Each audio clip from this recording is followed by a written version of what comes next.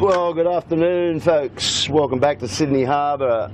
In fact, it's the northern end of Sydney Harbour, as we were sort of promoting. We're up in Manly, up at the Manly 16-footers. In fact, for the 5th heat, it might be the 6th heat, actually. It's the 5th of March. We're in autumn down here. You wouldn't know it. Full summer down here. It's the 6th heat, Killer.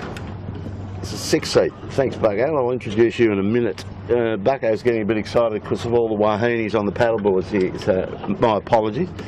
But anyway, we're about to leave the club. You can see the vista up here. If anybody's thinking about, you overseas people, wherever you are, coming down to Sydney Harbour, this would be a very good incentive to get you to ring your travel agent, because this is the northern end of Sydney Harbour. This is what they call the Manly, why we call the Manly Ferry the Manly Ferry. This is where it ends up, in Manly, funnily enough. Great afternoon, 6th heat of the 16-footers. Now this is a little cousin of the 18-footer. You're used to our 18-footer coverage down in Double Bay of a Sunday, and you've been following that, I'm sure, or if it's your first visit with us. So this is going to be a hell of a lot of fun. It's a perfect Saturday afternoon, lovely weather. Bucko, welcome aboard, brother, for our first trip to Manly. You're a local up here, so you should know a fair bit about this fleet, the weather, and anything else attached to it, and the wahinis. Hey, brother. Yeah, the wahinis, thanks, Kilo. The wahinis feature of Manly, Manly Beach, etc. And coincident with this event here, over on the ocean side, which is barely half a mile away, is the first event of the World Surfing Calendar for the year. They're having a bit of trouble running it this week. They've had a long sequence of northeasterly winds. But for our 16-footer boys today, an astonishingly nice early March Club Championship race. Racing here at Manly since 1921, Kilo. Yeah, well, that's the thing, isn't it? I mean, the Australian skiffs, the Australian culture of skiff sailing goes back a hell of a long way, as Bucko just pointed out. It started here in 21.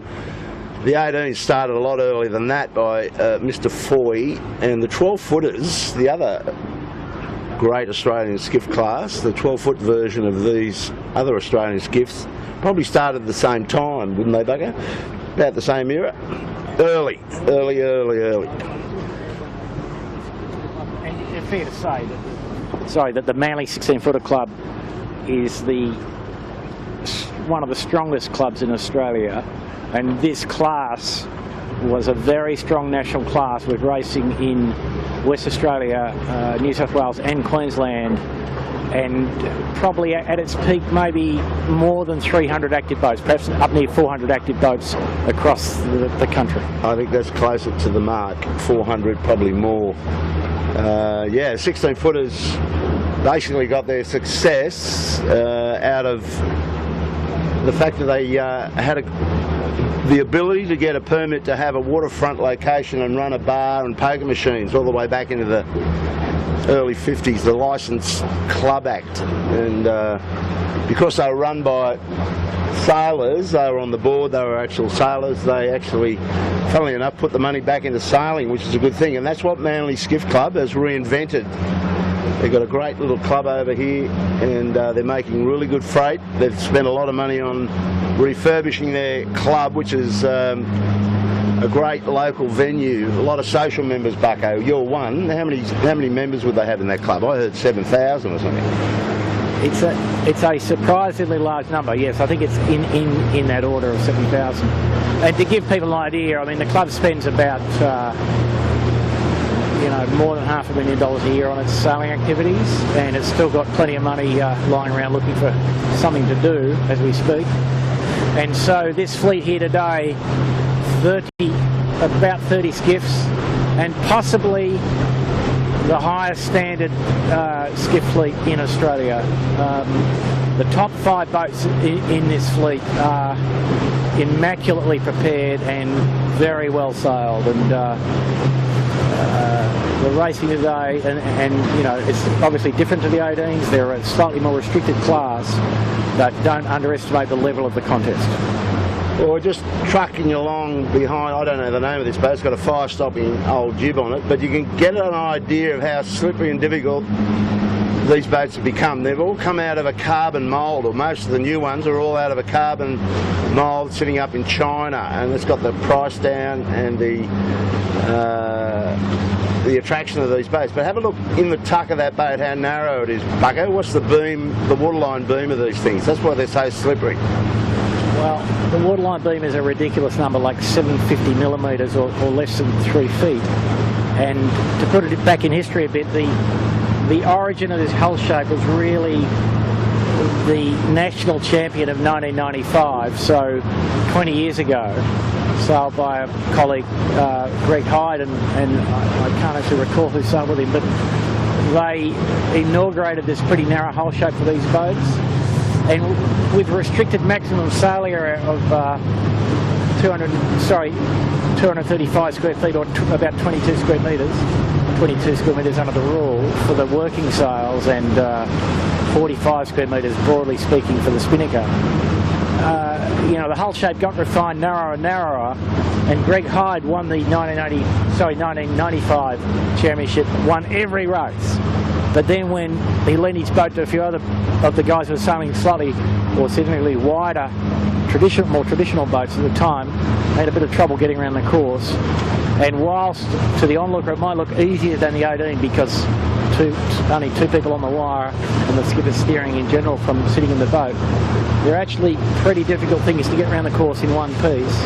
Also because, let alone being narrow waterline, their longitudinal stability is not all that good, and part of the downwind speed is the fact that they're a pretty straight boat, as in nosediving is an everyday probability. So what you're saying is, Bucko, we're in for a good afternoon entertainment from this fleet. As a result, we've got a breeze that's, what's the forecast, Bucko? Can you take on one of your forecasts for us for the Manly zone? Yeah, Manly zone only, nice high pressure.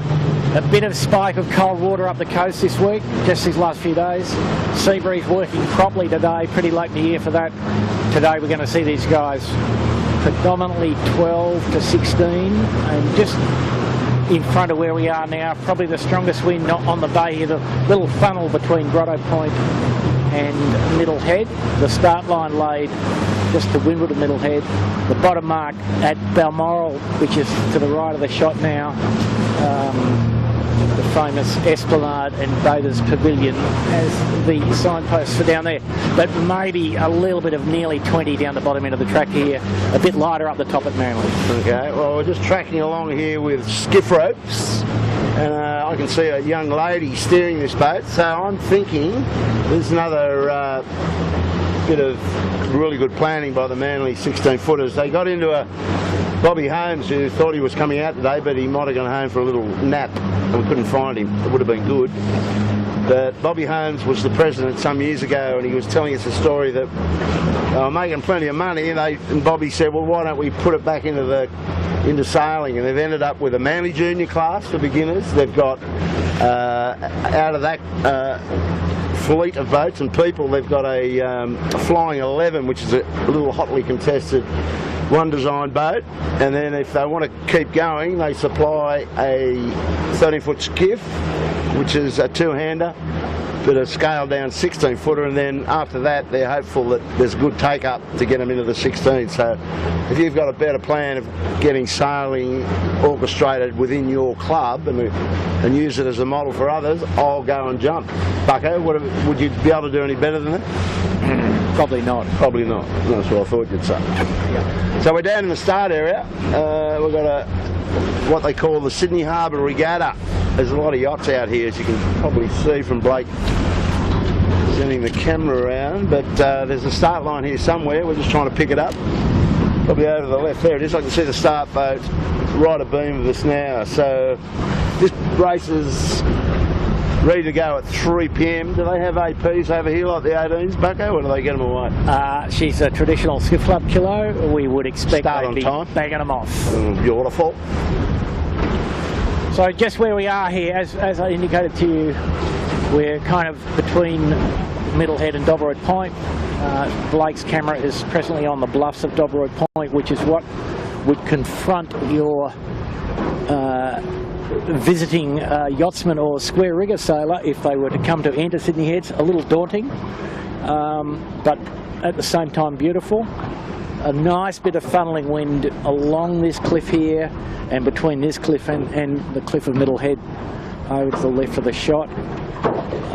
Wind speed in the puff here probably around 16 knots as we speak. Committee boat on station, course 2 kilo. Well, it's all sounding pretty straight and organised. So what time have we got? Have you got your watch on, Bucko? It's approx 9 minutes till 3. All right, well, we should be going into a sequence in 4 minutes. What do they get? They get 3-minute flags here, or are they back to the international yacht racing? No, they're using the ISO system here, I think. I haven't watched one of these for a while, but I think that's correct.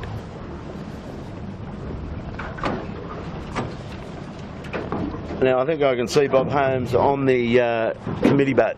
So I think he looked at our esky and there was nothing in it. Bobby, no fool. Yeah, so, I mean, it would be better if Holmes was here and we could interrogate him, because as we'd noted, the class has been strong nationally, but looking at the record, the last non-New South Wales winners, Kilo, were Queenslander Nev Buckley in 1967-68. Wow. And West Australian Jack Cassidy in 63-64. So New South Wales has held this in its grip, and Holmesy, when I looked at the record, he was the 1961-62 state champion. Right. Well, I was still in high school in 61-62, studying like a demon and sailing a VJ at Cobra Bay Sailing Club is my... Kilo, I don't believe you ever studied anything like a demon that was in a textbook. I did a lot of cramming, and I got a scholar's pass, Bucko. I got 4... How are you, mate? I got 4... you got your boys? I got 4 Bs, I think. That was what was known as a scholar's pass. Well, you didn't need to do any more work or any less, is that right? Well, funnily enough, it worked out just fine because I ended up becoming a butcher. Oh, no, that's good. Kilo, so just for the troops listening, this is sort of semi-determinant heat for these guys. Club Championship. The top 5 boats, fire stopping, an operation organised and run by James Bury over a long period, is currently leading. Sutek, Daniel Turner, the skipper, 2nd place overall at the present time. Botany Access, Chris Williams and Ryan Thomas next in line. And Bryden's compensation lawyers, normally Stibbo lead Napton, but Dave O'Connor standing in for him today, but still a very strong contender. And talking to James Bury earlier today, he suggested it might be a pretty hard-fought event between Bryden's, Sutek, Botany Access and Fire Stopping, and perhaps the 5th boat making up the top 5, Fluid Building, Clint Bowen, Matty Waugh, Brent Dennis, and then a bit of a gap to Southerly, Typhoon, Ross Bell, Chapman High Performance, Office Supplies, LED Works, although LED Works, to be fair, improving as the season progresses. Very good, Bucko. That's straight off the computer, yeah? We've got an app, it's called an A4 sheet of paper. The A4 app, okay. Well, interestingly, for all our Sunday followers, there's, when you mentioned Davey O'Connor steering Bryden's, he's normally the sheet hand with Michael Coxon on the fellow Fisher lawyers, and there's another crossover there. Trent Barnabas, who sails in the bow of Thurlow Fisher, is in the bow of Sutek today. So there's a crossover in skiffs, big time on Sydney Harbour. A lot of them love their sailing, and obviously on Saturdays, if their brides or wives or family will let them escape, they'll slip down to Manly, sorry, wash your mouth out, and jump on a 16 with some of their mates. Yeah. Pretty good concept. So, Kilo, that's dead right. And another ring in for today, and I use that term very loosely, James Doran in the bow of office supplies with Georgia Clancy on the steering stick, and another well-known name in these circles, Jay Atkins on the main sheet. So plenty of well-known yachting families and guys who race 18s, design sails, do other similar things. And here we go. So Blake, the class signal up. Kilo, I'm looking at the flag they've raised. It looks like they might spend a bit of money on some new flags one of these days, do you think? Oh, that red and white, baby. That one. No, that's a classic 16-footer flag. If I've ever seen one, that'd be it. That's right. Working like a doll. So where's the leeward end, Bucko? How are you gonna work your way off this start? I noticed some of the skiffs are still sailing downwind with chutes on, so they...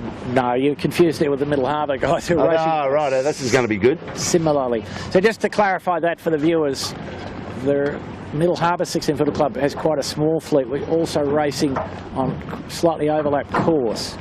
But I see Blake's got our camera pointed down the start line, the pin end just on the end of the little beach over here, called Washaway Beach, because all the sand disappears when there's a storm and comes back when there's no storm. So we're now at 4 minutes. But Kilo, this track favours the left side. Bit of catabatic off the top of the big hill up here at Tenya Park. Catabatic, I love More it. pressure and left-hander over near the cliff there, just to the right of where Blake is looking. And we see enough pressure to cause a few challenges for the boys and girls here. Yeah, well, they're not used to seeing a metal camera cat amongst them. Yeah, so did we warn the fleet, or we just turned up without warning? No. I was very keen to suggest that to Craig Nichols, that make sure the guys and girls are aware that we're going to be out here lurking and probably getting in the road. It's a good idea if they knew it. So you're right, there's a lot of pressure coming down this headland, isn't there, Bucko? Seems to be more ruffle in the water over there. Big lift on Port Tack with that green slash in that mainsail. I don't know if that's one of our boats or... Yeah, no, I think that's a Middle Harbour boat, but it gives you a good idea. Yeah. And Blake's shooting exactly in the other direction. Blake, if you want to just come around to the left where the racetrack is, or sorry, yeah, keep coming. There's another little fleet here of what are now called a dynamic E, but we're thinking that the fleet will go in the direction the camera's now pointed, and strongest wind as observed off the hillside on the left hand side of the track. And we just, a great little puff just come past us here now, probably a bit more than 16 knots, Kilo. Yeah, no, it's looking good. A few little white caps coming into play.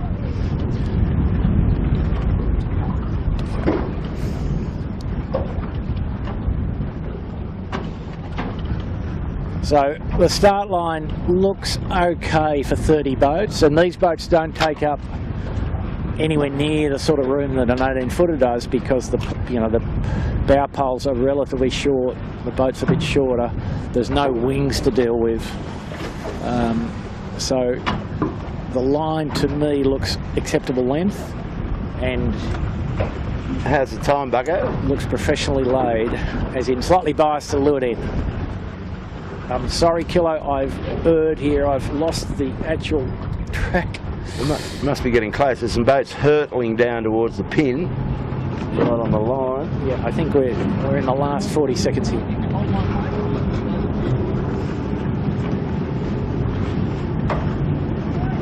Maybe we could go and ask Holmesy. In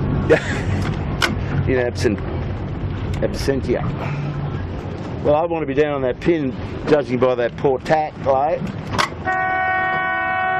That's a minute to go, I would suggest.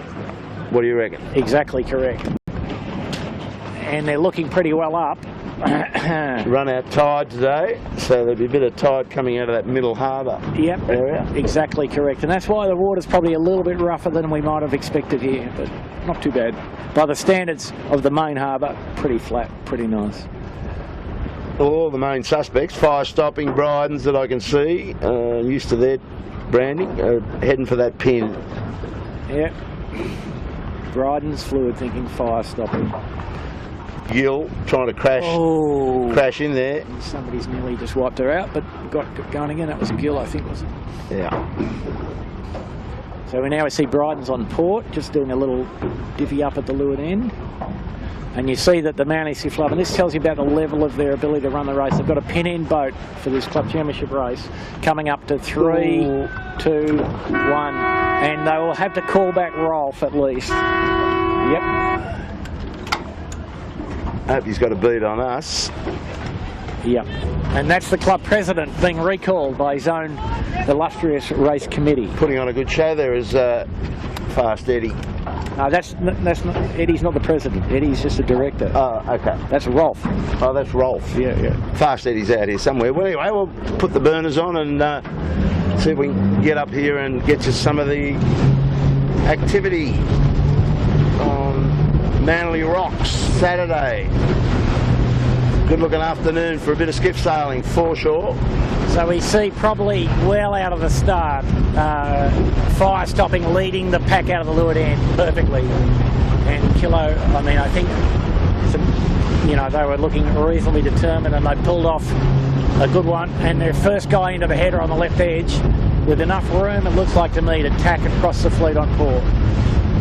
So some pretty textbook sailing, although fluid looks to be holding up okay.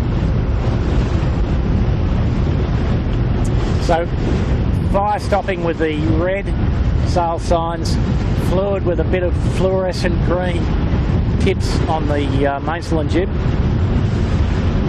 and Bryden's with the black sail sign, slightly incomprehensible.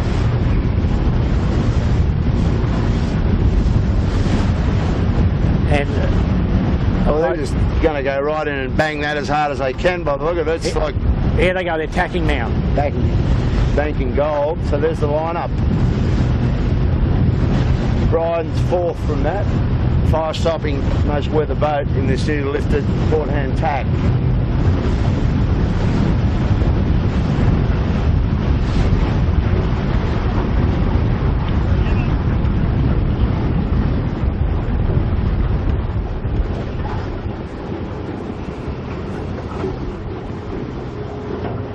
Just looking across, Bucko, right out in the middle there, one of the boats that went off the boat end pretty much. That'd be the first telltale, but he's got his bow down compared to these guys. Fair way off, but he's... Yes. Yeah, I think this is the money side. Here's the money side, but Sutek will still be in the top 5, I would suggest. Okay. But he had to go. He didn't start at the leeward end, and obviously there was some risk attached, but fire stopping did a pretty nice job, and has... as a result, got a good result as we speak. And just stepping into a good line of breeze here, just around the point of Dobroyd Point, and as you observe, they're about 5 to 8 degrees higher than the guys further out to the right. So how far will they stand out here, Bucko? Will they get back to the point? There's absolutely two schools of thought here. Just depends. The wind looks pretty solid. They'll probably stand on quite a way. And then there's a couple of other funnels from the land out to the northeast of the course, kind of the inside edge of North Head, Store Beach and Collins Flat. Quite good wind that rolls out of those quite long bays up there. Bucko, just looking at Fluid's job, they're really getting into a high mode here and trying to come up underneath fire stopping. I think they've done a reasonably good job of that. No, well, they're going to tack and go back to the shore, so they're favouring the pressure. A little more wind on the left edge here in general against the headland. And there's Bryden's out there banging away. Yeah, so I think, kind of normal order sort of in a sense here. Bryden's fluid. Fire stopping going back as well. Bryden's going back. The top boats all working the shore. Working the left edge here. And for those watching, the narrow waterline, to tack these boats well, the crew work has to be exceptionally well coordinated. And the fire stopping is a pretty stable platform over quite a long time. they executed that tack pretty well. I think Fluid's made a little gain by being first to the left here. There's the cross. Yeah, there's the cross, but Fluid didn't do badly there. Oh, there's two Fluids. Now I'm really confused. A double Fluid.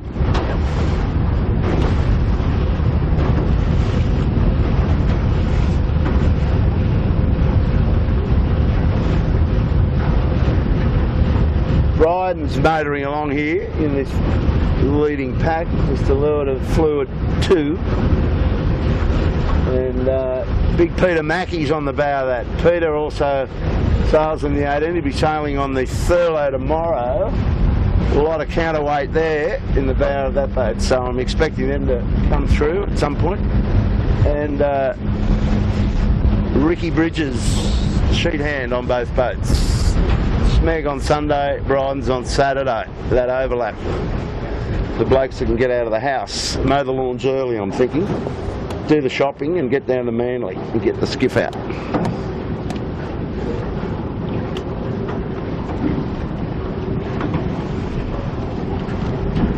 So on the two boats, like if you just want to come around to Fire Stopping and Sutek around here, on these two boats, Sutek and Fire Stopping, two brothers, Joe Turner and Daniel Turner, the helmsmen respectively of the two boats. Fire Stopping going back to the left, protecting that. So Fire Stopping leading by probably 40 seconds here, which is in this class is a pretty good margin to have. So we just got tangled up here with some keel boats in the Sydney Harbour Regatta. So which rounding mark are the 16s going to, Bucko? Are they more over on this northerly shore, or where are they going actually? I think this one here is the middle harbour mark in front of us. We're looking for a pink buoy, Bob. A pink one? A pink one. Ooh. Yeah, I can see a pink buoy right on our, just to the left side of our bow, right in on the shore. Would So in fact, Fluid has gained a little on Fire Stopping again by being the left-handmost boat, it would seem. And the breeze just lightening a little as we get up here into Manly, so there being quite solid pressure off the line, just down on average a couple of knots here as we get up into Manly. Yeah, Windward mark just to starboard of us, Bob. Oh right, that cone. The laid mark, yeah? Yeah, correct. It's not pink, it's purple, sorry. There's a close cross here now. The Fluid is motoring. Yeah. It's just taking his stern. Yeah. So this, this pretty much matches what Jones Bury said to me before the start, that he expected a close race and did say that the Fluid boys had been improving as the year went on when they stopped experimenting with their rig to some degree. And Fluid results for the 5 heats prior in order, so earliest one first, 5, 4, 4, 3, 2. Whereas Fire Stopping has 7, 5, 1, 1, 1. So the Fluid may be the coming man today. Well, they're all in it. That Sutek's just doing a good job. That's got Trent Barnabas, I think, in the bow of it. Nice bit of human counterweight there. No shortage of power. It'll be interesting to see them on the runs downhill. We're going all the way to Balmoral. Is that right? Yeah, it's a pretty decent run.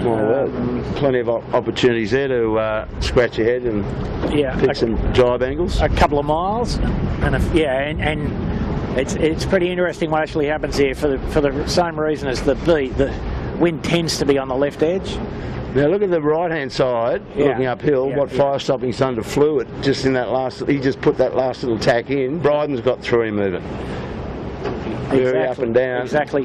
You have to be on the right edge eventually. How you get there up here is a bit of a trick, Bob, so... And you see Fluid number 2 may actually lead at the Windward mark. Yeah, that's interesting. That's the second Fluid boat. So that's the recycled old boat, and gives you an idea that it's because of the restricted nature of the class, it's the skill of the troops more than anything else that will determine how you go.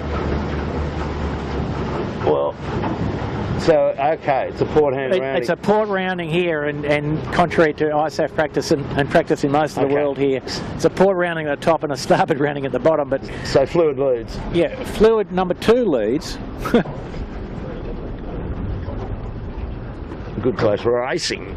And fire stopping will be second. So fluid number 2's taken 30 seconds out of the net in the last 3 or 4 minutes of sailing, which is interesting in itself. Fluid number 1 second.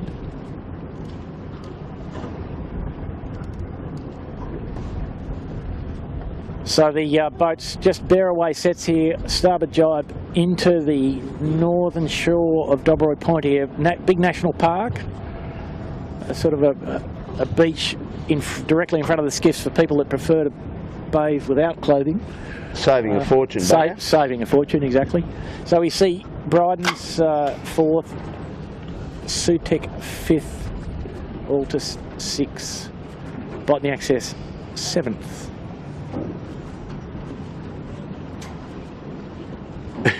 But everybody's standing down to the windier side of the course here. Nobody trying to jibe set.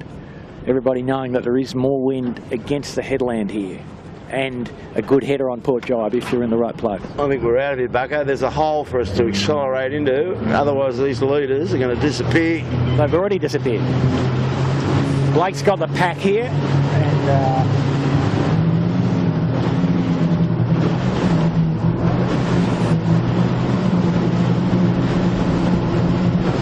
fire stopping looks like he may have got the inside jibe.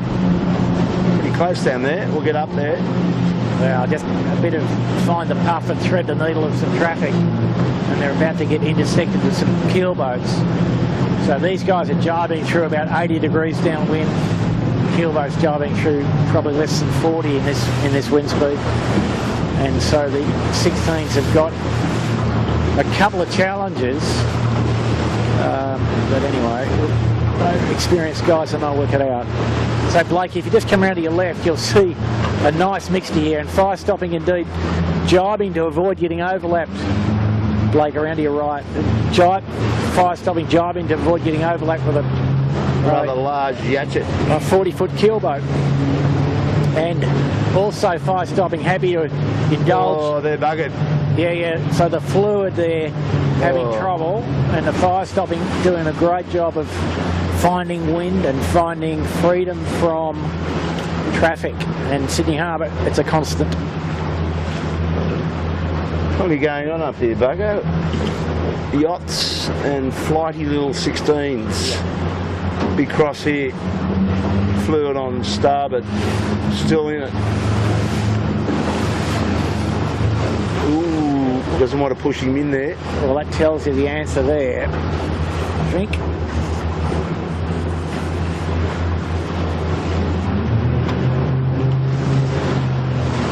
They're nimble little things.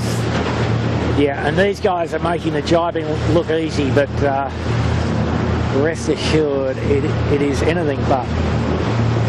As I think we mentioned in the lead up, the waterline, the chine beam's just about zero, and so you just do have to be right on the money. The steering has to be very precise. That's a pretty neat jibe from the fire stopping boys. And fluid, black hole fluid, not letting them go.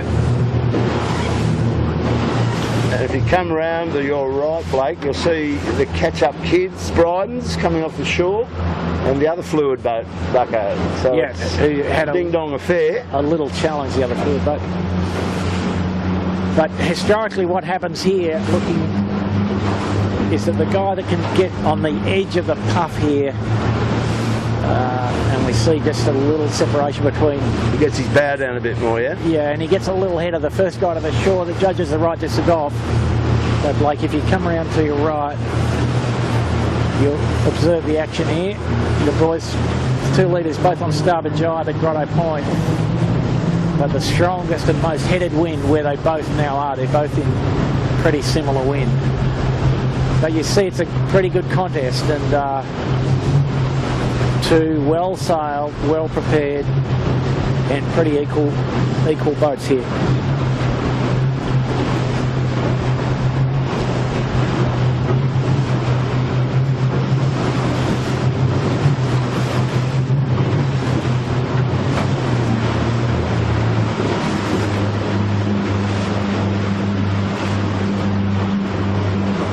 So you're looking ahead of us through fire stopping is Balmoral Beach,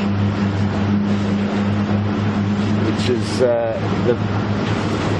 face or the mouth to Middle Harbour. Round to the right is the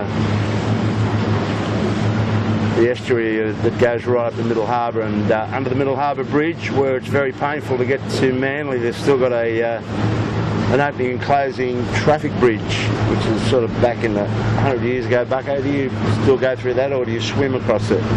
I just fly, Kilo, helicopter. Helicopter, right. Yeah. So the leaders here just coming up to jibe angle at Grotto Point, and you can see fire stopping working on the face of a beautiful path, now clearly in front of Fluid Building, and some mighty high quality sailing for that to occur. Fire stopping, nice jibe. Oh, how's the crew work? Yeah, yeah. Straight out. Yeah, looks easy, but as I said, not. These boats would be very happy to fall over if you weren't on your toes.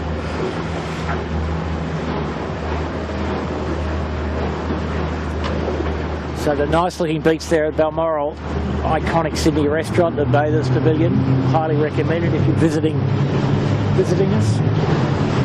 Highly respectable wine list. Most important. Somebody else's credit card needed. So Blake's just shooting the Bryden's coming down in that same line of wind. Wow, fantastic. Coming past Grotto Point. Now here's the skiff right over on the other shore with the red chute. He's gone right around. He's gone round the outside. Yeah. He's the only one that's gone that way. Is that a Middle Harbour boat? I believe so. Oh, right. I was going to say. He's pulled a rabbit out of the hat. Not in this race. And we see Sutek coming down the middle here, Kilo, as well. She's made up plenty of ground. Yeah. So the Sutek in touch now with Bryden's. So the order at last cross, fire stopping, Fluid, Bryden's, Sutek. And in fifth is still Fluid number 2.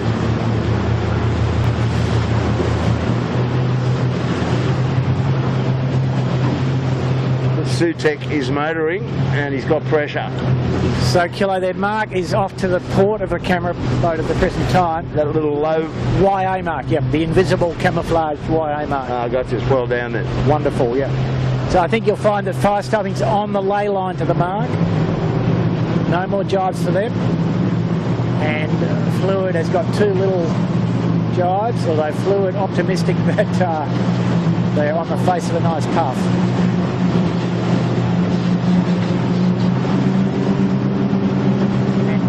Fire stopping at full arc, in fact overstood slightly, so got more wind than they had anticipated. So Sutek will get him here, won't he? No, fire stopping's still in front. Which mark are we going around? The yellow one here. Oh, no, you're quite right. Fluid is going to get him if they can drop. What are you on here? Oh, yeah. Oh, go Trenter. Oh, that's not Trenter. So he had it but lost it.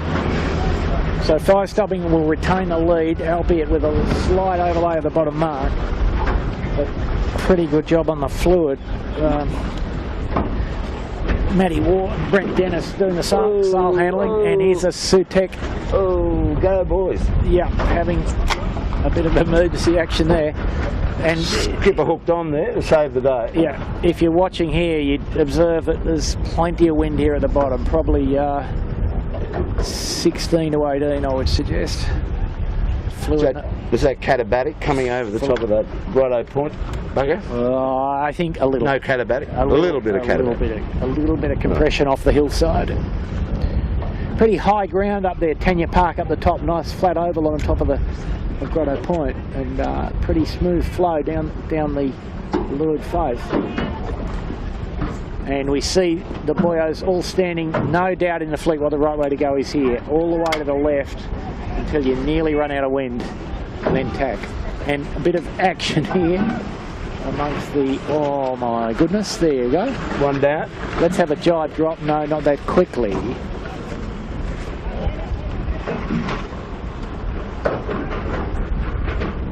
Well, that'll slow their progress down a tad. Yeah.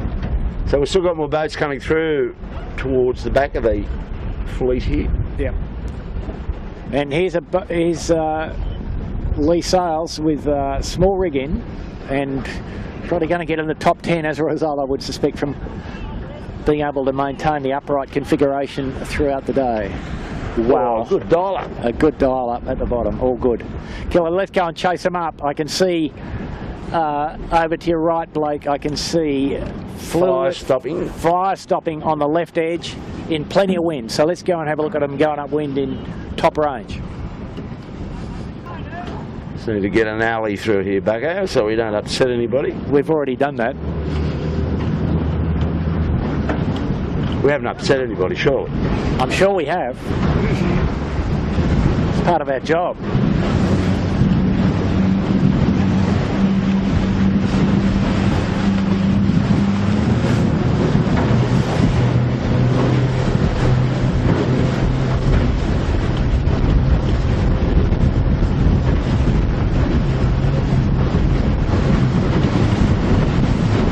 So if you're looking at Blake's pictures, there's all sorts of craft here. A foil moth, an old scow moth just in front of us here, a bit of a sailing nostalgia, Kilo, there. Have a look. Yeah, that looks a bit weird. Yep. A contender dinghy, all sorts of things. But the leaders upwind of us here with the red sail logo,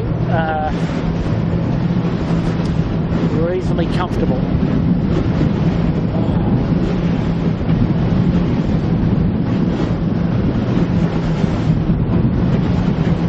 So how long did, we're almost back to the start area, so how long did that take, Bucko, on your timepiece? It's a little under 20 minutes for the lap. Right. So yeah, the last beat's a little bit longer, the finish line further up into Manly, but... so we're doing 2 laps or 3 laps? I think we're 3, mate. Okay. Now, I hope you're enjoying this change of location. Fire stopping just tacking on our bow. He's the leader, from what we can understand. But that view straight out, where the Manly Ferry is the Tasman Sea. And if you had a long lens, you might see Tasmania from there. Kilo, not quite right. If you had a long lens, you might see Lord Howe Island. Before you got to Tassie. Where's Tassie? No, south of there? South, mate. Well, south. Lord Howe on a bearing from here about 040. Well, more for them for being south of here. Exactly. Lord Howe Island, beautiful tropical island, 400 odd miles northeast of Sydney. We've had a yacht race which goes there occasionally. The most southerly coral reef in the world. So Fluid's sticking it to them. Yep, she's a racing 2 at the present time. Sutek and Bryden's don't look to be making any impression to me, Bob. Oh, we don't want your bow to go down anymore.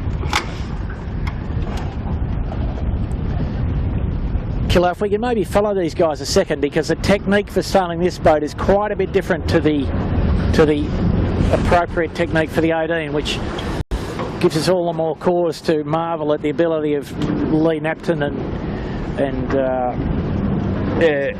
coming to grips with the aircraft carrier compared to these little babies. Compared to the Spitfire, in fact. Yeah.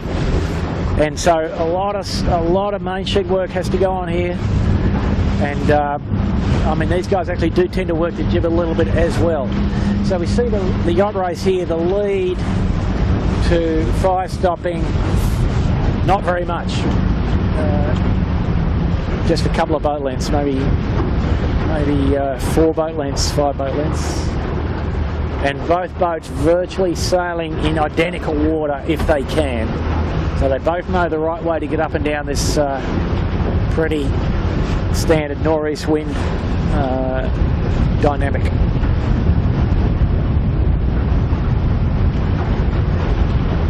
Oh, he knows where he's going in there. He's almost on a shore break, going into the bricks, just out now. A nice bit of pressure left here, and a great tack from the Fluid there. Wow.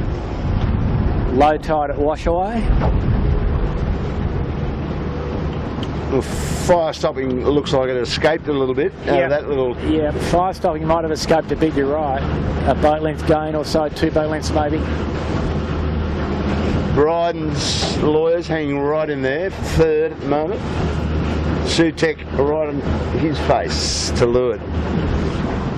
Pretty good competition, this one, Bugger. Yeah, so we'd think that the fire stopping, nice smooth water on the inside here, good pressure along the cliff here, beautiful smooth water and hard left, so you'd expect in general that fire stopping will come out of here with a little gain as a result, because maybe just in on the headland there, a little bit too much water roughness for fluid, I suspect.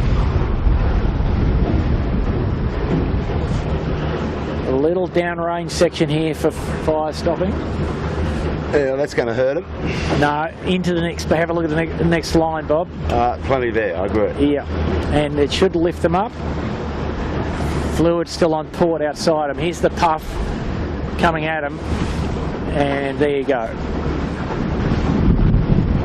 So looking upwind now, pretty solid pressure all the way to the headland for fire stopping, and we'll have a look up that boom line, Bob, can we?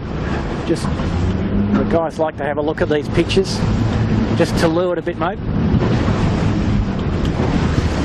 And we see just a lot of ease. A bit of ease, but every little wave, every puff, these are cantankerous things to get around the course. And the rig overall, as you'd expect, the boat's got restricted sail area, so just a little deeper overall than a good-looking 18-footer rig. Maybe 50% deeper, the mainsail in particular. And as you can see now, Kilo, fire stopping in a continuous chain of air now.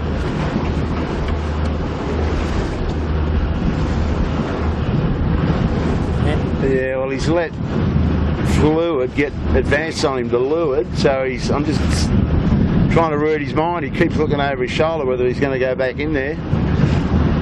He's thinking still the best wind is still on the left side, as he saw on the first beat. And here's a cheeky moth coming past. You think they'd have a little sort of small horn that they could just let you know where they are? It's all happening on Saturday afternoon. Manly Rock Saturday. 5th of March. Here they go, back to the left side.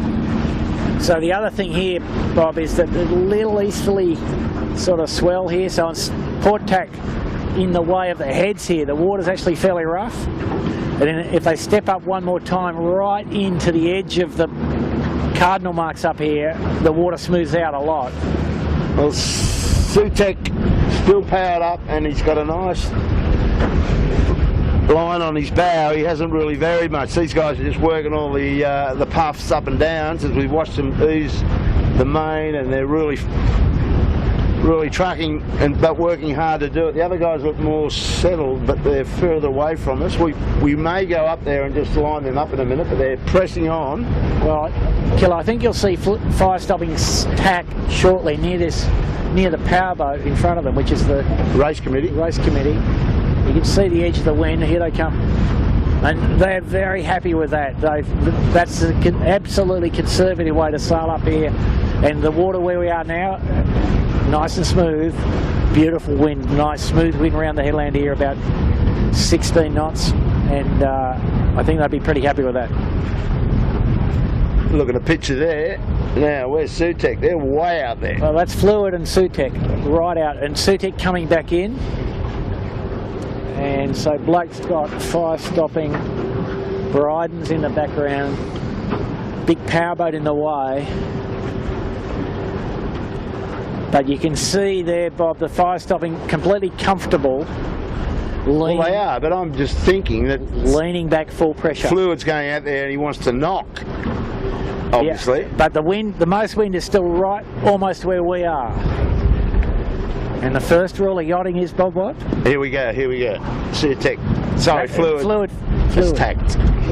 Fluid building, tacked. First rule of yachting, don't go where the wind ain't, or in reverse, find the most wind.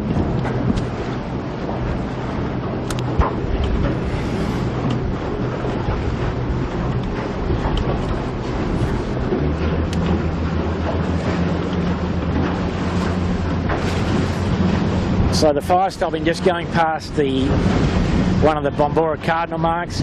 So pretty good sandbank just here where you get a good breaking sea on the occasion there's an easterly swell. Below where we are now, perhaps only about 5 metres, 15, 18 feet of water. So good breaking sea and a big swell. So here's the cross bugger. Yep. So I'd say the fire stopping's going to tack back and go back to the headland here. Yeah, because fluid thinking got the better of him and he's on starboard tack. Yep. I suspect that fluid is a little faster upwind than the fire stopping, Bob, as well. So I think what we might see here is a change of lead with the fluid able to boat speed its way past the fire stopping.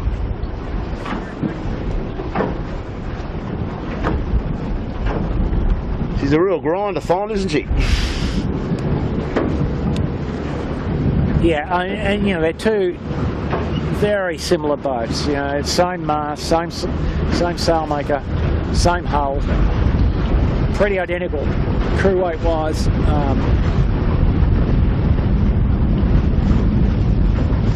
And you know, both boats very well seasoned campaigns.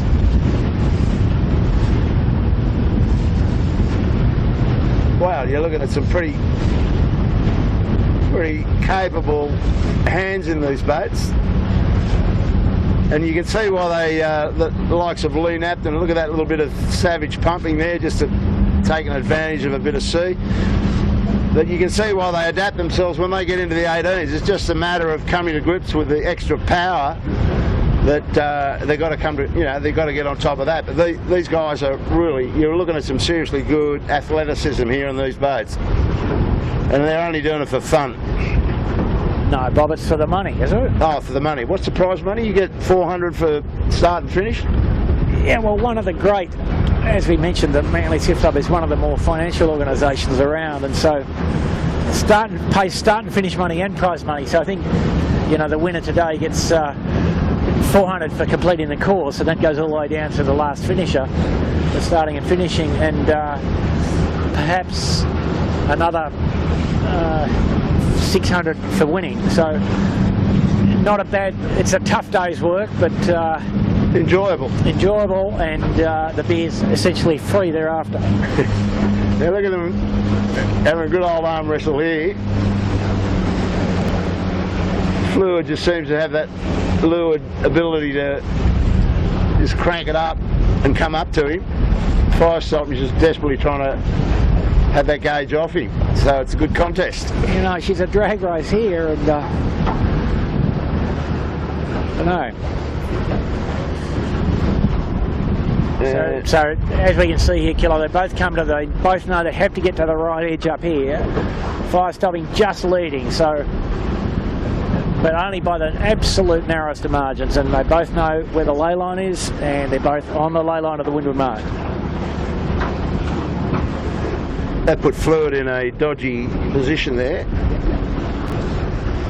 Bryden's is just to the right of us. He'll go a little bit further. And they're both short of the ley line. Yeah, they're not laying, so Bryden's has an opportunity here. Yeah, but dangerous to go further to the right because you get in the lee of the tall buildings over on our right-hand side. And so 10-4. Yeah, these guys have been around this course about 1,000 times, and far be it for us to criticise, although I did do my first racing here at Manly, Bob. Fluid's come back on a good one. Well, he wasn't going to stay in the dirty air of the fire stopping for too long, was he? And they're standing into a nice line of wind here, but you'd imagine, Blake, that he's on the ley line now, I would think, very cleanly, in fact. So he might be in the overstand mode here a little bit. Good bit of right-hand air in front of him. But very tough here. The ley line determined puff by puff. Yeah. Not by any generic angle. Fire stopping's gone over into more pressure as you were talking. The further out you are, tack now. So he's going to come back in solid pressure. Yeah. So I think the fire stopping might be in small gain here.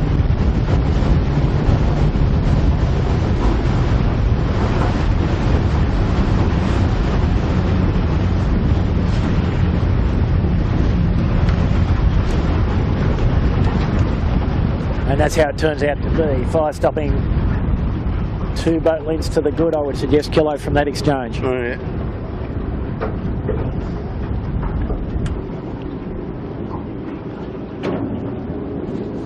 Yeah, it's certainly snakes and ladders, and you've got to get the ladders to keep you away from the snakes. Well, look at that. Yep, and he's just had to hail big keelboat on port jibe.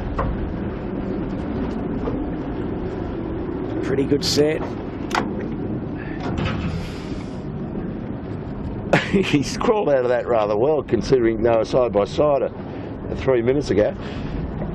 Yep, and to make the point, Kilo, they were second in the last national title, only 1 point behind Bryden's with Lee Napton in charge. So anybody that can achieve that's probably got the dots joined together pretty well, I'd suggest. Yeah, I'd agree with that. So Bryden's just toughing it out, hanging on to the podium, but he's got plenty of pressure coming at him. The other fluid boat and Sutek right up his ginger.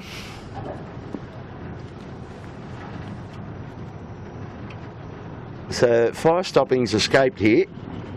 Yeah, it's got that look about it. As long as he gets himself untangled off the cruising boat down where he is there, off the point. And a couple more keel boats. I don't think there's going to be any particular issue here.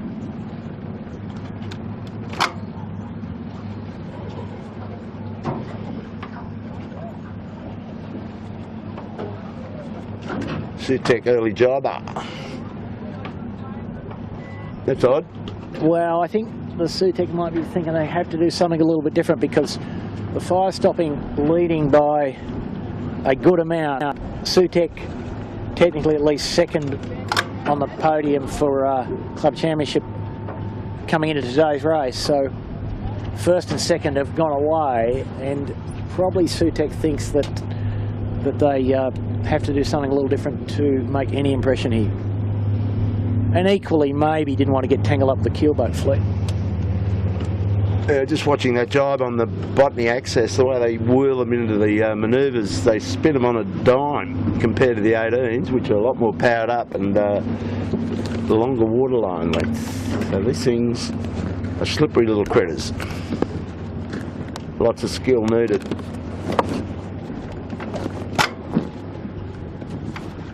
Well, that might do us. We'll watch this Altus boat slide around. Hopefully he doesn't jibe set and get through. Go up and chase the leaders. Somewhere in that mess of yachts. So Blakey, if you want to come around now, we'll just chase up through this group of keelboats here. A bit of regulation Sydney Harbour traffic, and pretty exciting when you mix square running keelboats with high angle tacking downwind skiffs. But everybody's used to it, and just in a general sense, you know, to race a boat here on Saturdays, a keelboat or a skiff, you better actually have a reasonable grip on proceedings. Otherwise you'll end up tangled up with somebody. 10-4.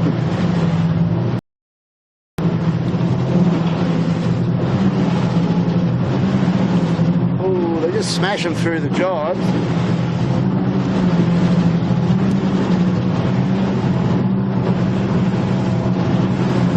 Yep, the good jibe's a quick jibe, a bit like a windsurfer more than a skiff. Short. Close to fair here. Got some starboard boards coming out. Oh, the Sutek's easily there, it's okay. So those two boats have done better than Bryden's bugger. They went jibe early, and they've obviously got their bow down quite well coming in here. Yeah, but in the end, fluid number 2 has to jibe away, leaving Bryden's, we would assume. The Sutek's got the better of both of them. In the better place. Yeah, no, that's fair comment. And, not sure what went on there exactly. Well, they jibed early, and it didn't look all that good a way to go, but it paid out. Well, like I said, it's puff by puff. Generic instructions are probably in short supply. So if you see a good puff and it looks headed You can go and sail one puff, and because the boats go downwind nearly at the speed of the puff, they can stay in one puff for Well, Bryden's have got to get out. Yeah, they're going. longer time than you can possibly imagine.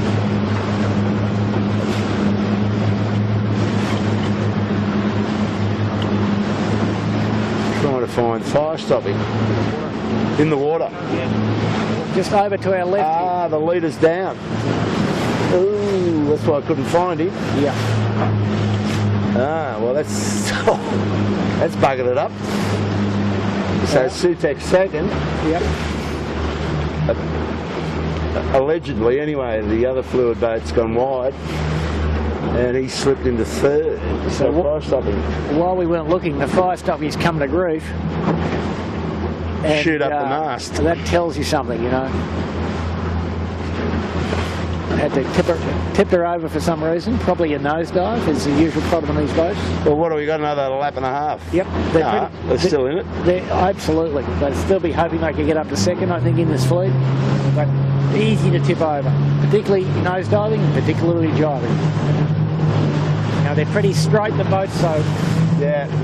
getting the bow in, and we look going downwind here in relatively moderate air, all the crew at the back of the boat, so to jibe, you inevitably have some risk.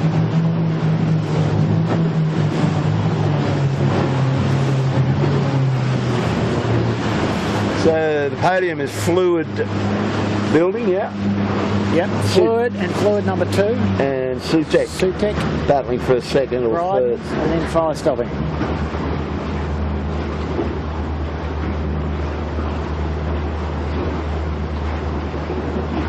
Plenty of breeze in front of the camera cat here. Well, can I have a look out at the Brydens? They've got a good busload out to the right hand side there, where Blake's camera is. Oh, right. Just in a truck. Have a look in a truckload of wind. Yeah, that won't hurt him. So that would give you a clue as to why the fire stopping might have had some kind of issue. We'll nosy over there and have a look at that. Yeah.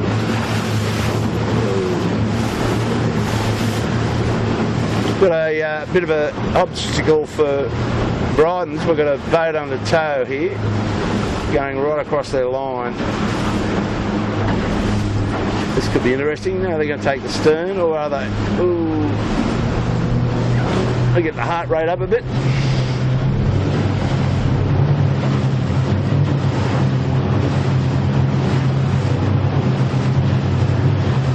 And more traffic for Bryden's. They've got a yacht under their bow. They want to get the bow down a bit now. Well, the keelboat should give way. It's not racing, it's finished racing, so I don't know if the keelboat hells was watching at all, but He's put himself in a bad position. he has, but he's responded.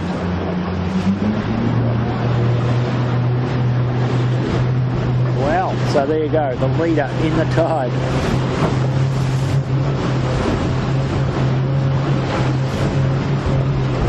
But as we noted here, is Bryden's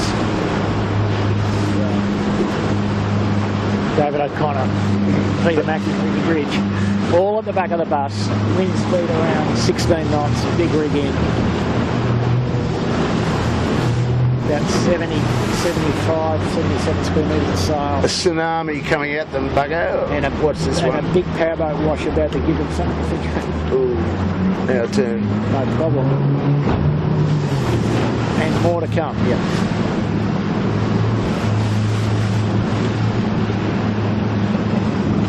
Now, awkward lay into this bottom mark here, and we see fluid in the lead. The mark just directly downwind now where fluid is, to the left of us. Fluid around the mark already. Fluid number 1 around the mark already. It's the fight for the podium.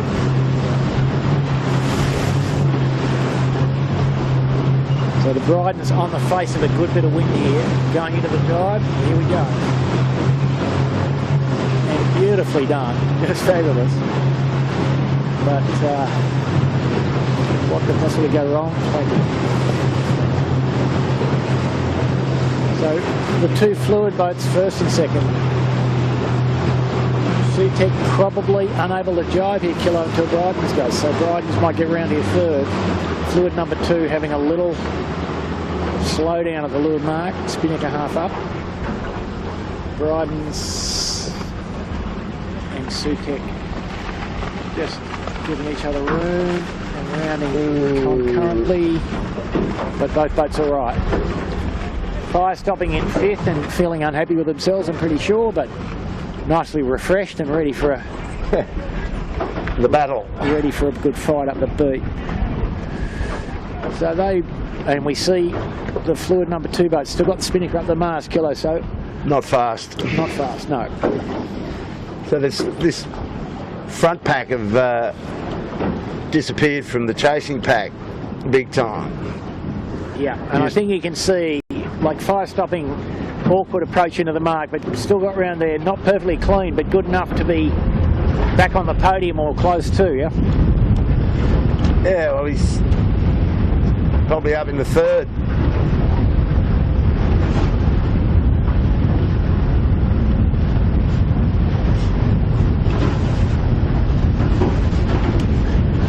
So where are we going now, Bucko? Back up and back down, or back up to the finish? Well, that's all the course, mate. Back up and back down, and then last beat to the finish. Well, fire stopping's in the hunt, except the leader has disappeared a bit. Yeah, I think they'd be happy to settle for second from this point.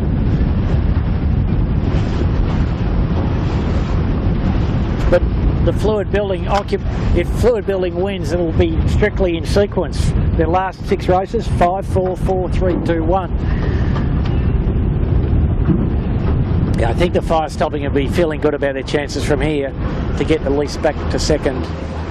Bryden's and Sutek probably had to stand in a little too far here so suffering a bit now. A little bit of disturbed air. Makes a big difference. Under the hillside. And wow. Yeah, you don't want to get too greedy.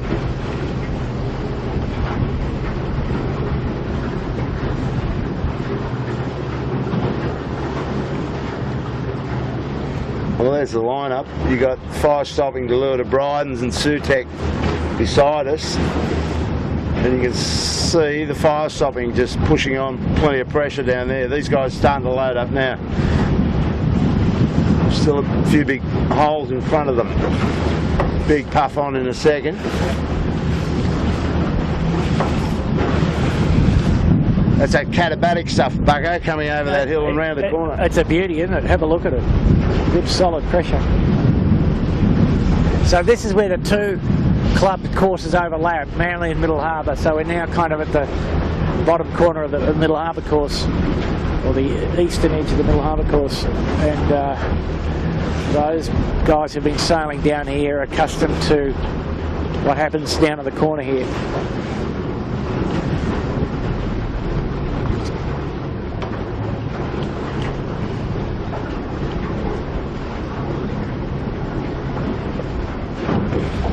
But tide ebb, and the ebb tide here favours the right-hand side. But that said, breeze in the north to a substantial degree here. So Sutek's still in front of this group, despite having less wind for a while.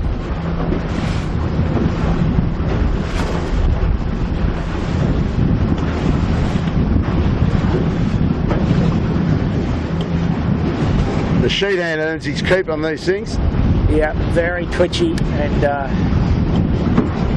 almost completely different to the sort of viable technique for an 18. Well, this footer's got so much more riding moment. That's right. That the rig has to work, and the sheet hand's job is more about getting the macro trim setting right than mains in and out. These guys, the main sheet's in and out all day. Yeah, they're getting rid of. They've just got to get rid of the pressure real quick. Hang on, Blake. Oh, we've got a bit of.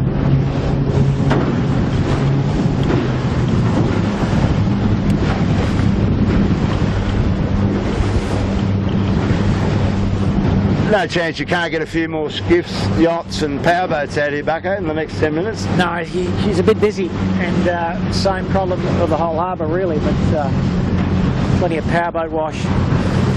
And, you know, some pretty big power boats that live up in the bay up here, and they make a pretty decent sized wave, as we have just experienced and will experience again now.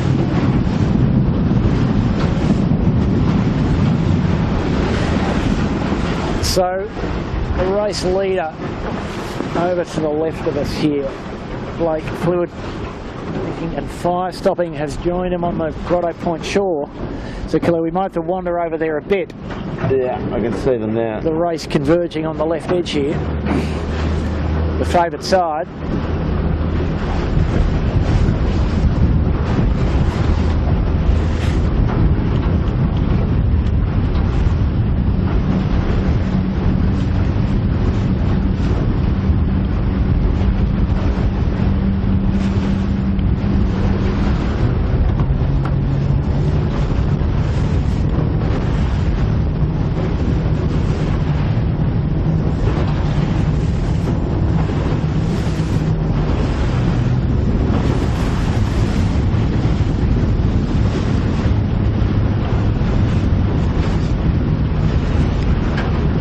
So Fire Stopping only narrowly behind Bryden's on that cross, which suggests they're a little bit faster through the water.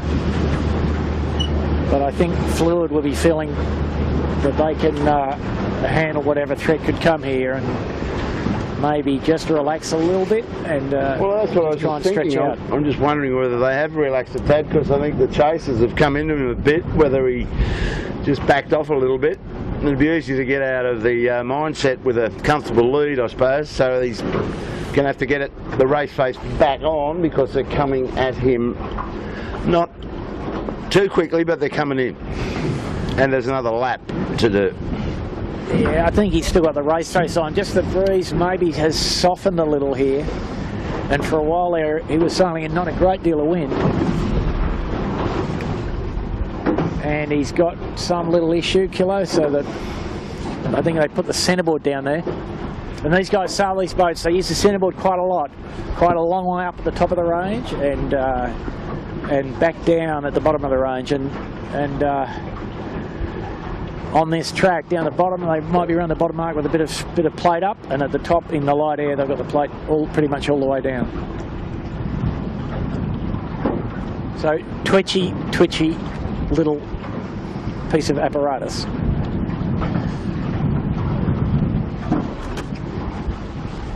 So Blake's shooting the Brydens and Sutek.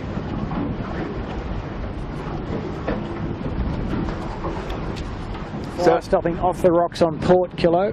Yeah, got it. Have a look around to your right a bit, and Fire Stopping had to duck Sutek this time, so that's a little gain again. Okay. So again, first man into the smooth water wins the race a little bit here, I think. So Bucko, in fresh conditions, like this is pretty much top end of their big rig, compare them to an 18-foot skiff race. If you had a two-boat race with the best modern 18 and the best 16-foot skiff on a, say, Windward lured course, what would be the difference at the end? Say a one-lap sprint. Fire Stopping crosses Sutek on the way back in on starboard, and so it's a race on. And if our smooth water, nice catabatic pressure on the left edge here is correct. So did you get the wax out of your ears from that other question? I did. I'm still answering the race question, Kilo. Sorry. Come back to me, brother. Yeah, no, the 18 has got so much riding moment that it'll go up the beat about 15% faster. A bit higher. Higher and faster, but won't gain as much down the run as you might think, because these boats are actually pretty efficient downwind. Yeah. So probably only 5 to 7% faster downhill. Okay. Give the folks some comparison. Yeah, 18's got more power but quite a bit more drag. And these boats downwind are actually incredibly efficient. They look a bit funny, but they're so narrow, such low hydro drag, that they go downwind better than you could probably imagine. Well, Fire Stopping looking pretty famous over on this left side. Yeah, he's happy here. He's got the little easterly swell on the leeward side of the boat. He's got good wind bend up. He thinks he's in the best spot. And he's cranky with himself for tipping over, so that always adds motivation, doesn't it, mate? Isn't that right? Yes. And it's a pity we weren't there to get that one, but anyway. Would have been good. So you're thinking a bow down, end over, rudder out? Yeah, some little issue in the jibe probably, I would predict. Maybe powerboat wake and a little bit of endo and a bit of rudder cavitation, and doesn't take much.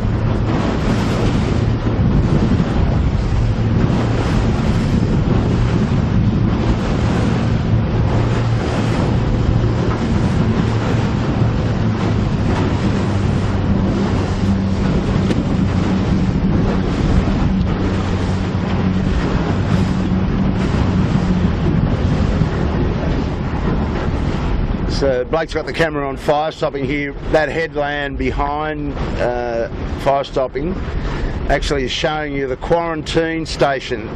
You can see all those old roof lines there. That is the original quarantine station where early days of the colony, if you came over here and had a bit of scurvy or something that was socially unacceptable to the CBD, they put you in there, and smallpox got a pretty good invitation as well, and mainly you stayed there, Bucko. Yeah, mainly you stayed there, but it's not a bad spot, Killer. I don't know if you've been up there. Nice resort, 5-star these days. No wahinis, eh? No, a bit of shortage of them. No cocktails at lunchtime. No, but it is a beautiful location. It is. Astonishing, and you know, the buildings have all been reused. And you can go and stay up there for a little holiday if you're in the mood.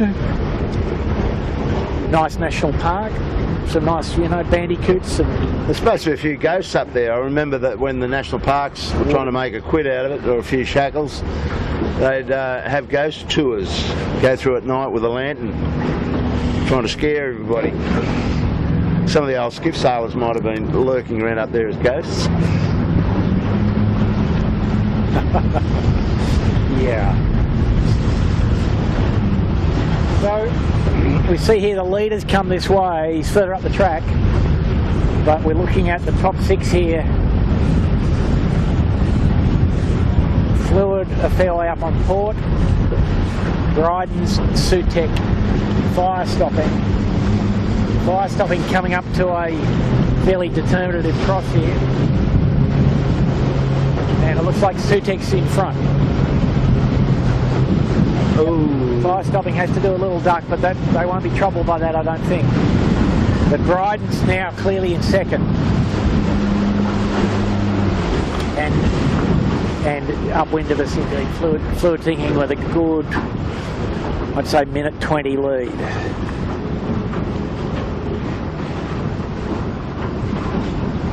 Sutek happy to hunt ashore here again, as is Bryden's. And that's, as I said, traditionally been the right way. A bit more risk out where fire stopping's going.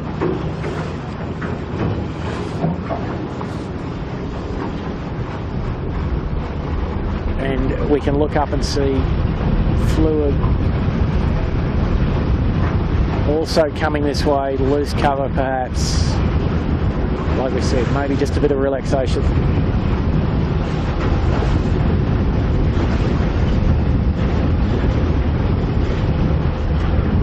And the keelboat traffic all gone away at this stage, so these guys pretty much got the track to themselves, except for the middle harbour skiffs who are probably on their last lap. So fire stopping in from the eastern side looks to have achieved something there, Killer. Yeah, well, Sutek had a look at him and decided to jump back to this side. So yeah, I think they've just pulled a bit in. Quite bow up. Fire stopping side. Not too far behind Bryden. Bryden's tacking on them. Close affair now. So there'll be some desperation in the spinnaker angles back down the bottom. Okay.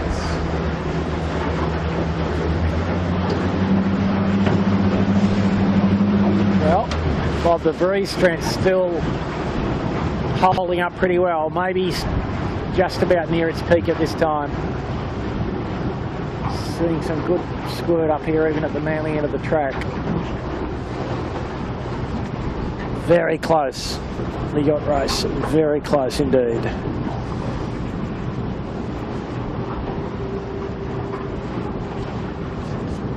Blake shooting here the second, third and fourth boats. Fire stopping, and Bryden's just about overlapped. Giant tsunami maker. Yeah. Blake's still on the guys out the back, and Bryden's tacking flat out on fire stopping there, so a bit of respect. Fire stopping gone back for another bite as a result.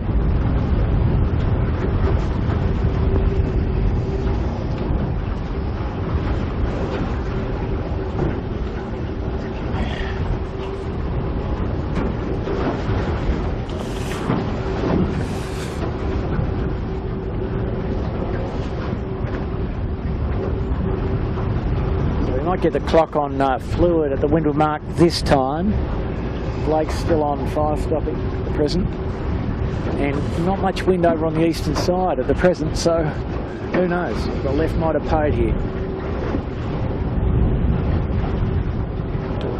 Fluid in the leads, but had a bit of not much wind and had to sail in a bit of dirty air off a big powerboat for a while as well.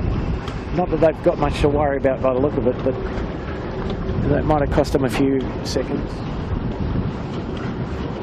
Blake's still on fire stopping on the edge of a nice left-handed puff. Wow, Kilo, look at that. What do you think? He's done well. Might be into second, do you think? No, I'm doubting it. He's yelling at this other skiff that's in the way here.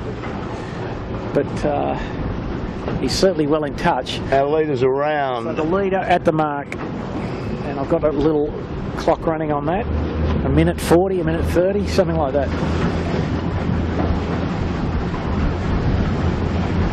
Spinnaker not going up the mast. Caught on the spreader. Oh, this is looking a bit dodgy.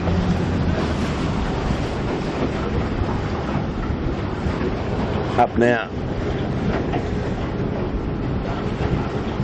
Very close to fair. This next downhill and back to the finish.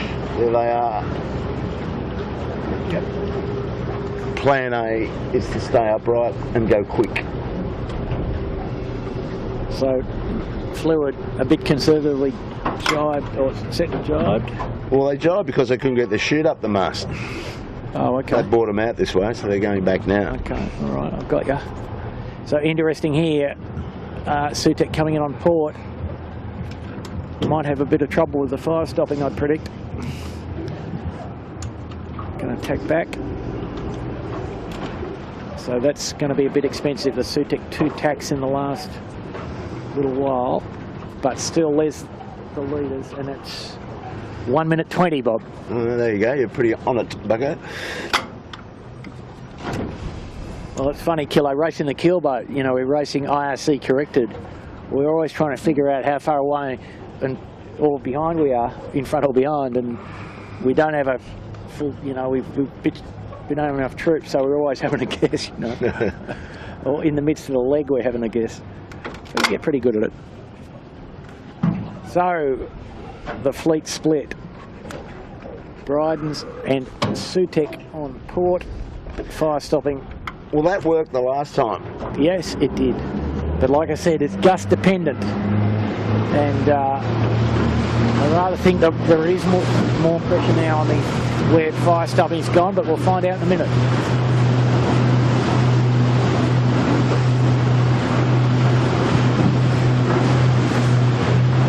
So Blake, we're just going to follow Sutek here and ride this out towards Canay Point, Flagstaff Point, and Sutek driving. Got a big cruising catamaran coming up wind here, which no, they'll be fine on that. They've thought about it. Well, line up fire stopping now, Bucko, with the bow angle of Sutek. Well, they're both bow now, so they're on opposite sides of the same puff. The catamaran here I'm interested in, Bob. Champagne on ice, it's called. I don't think they've got any of either of those. No. So I suspect the fire stopping's got up to second here, mate.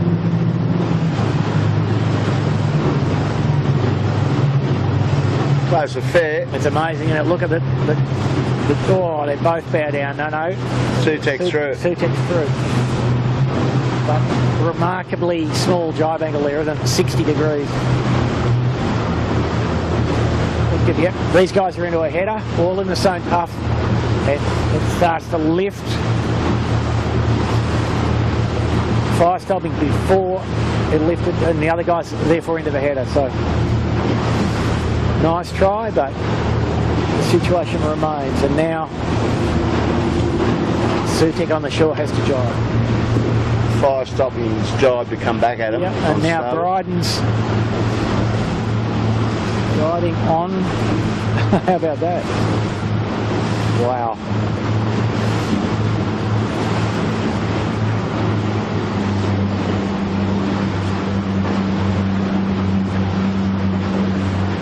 Meanwhile, Kilo, where's the leader? He's comfortable. Is he upright? Yes, he is. Okay, so he hasn't found any little tsunamis to go surfing in? This is where the race is, don't you think? Absolutely. The Podium, always a mad dash for cash.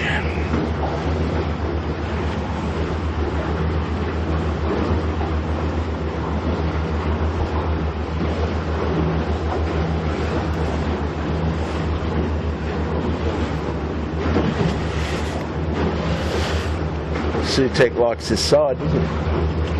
No, he sure does. Well, they all do, really. Fire stopping coming with him, Kilo, you see, so that's how much they like this side.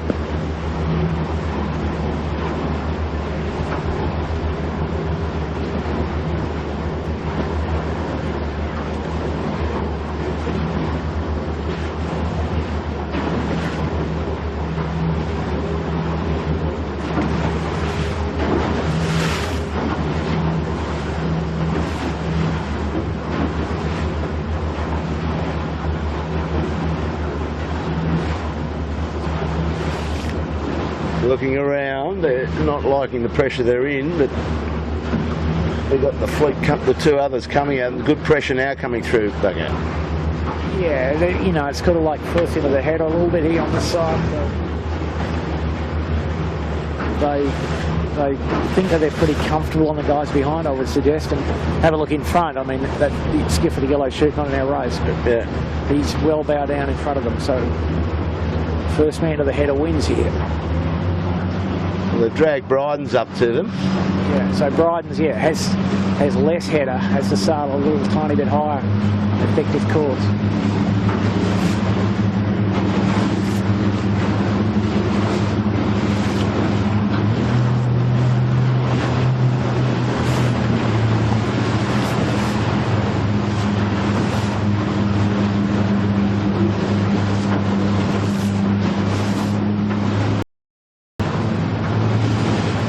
Sutek coming out close here. Yeah, but he's fine. I think Bryden's might actually have passed him.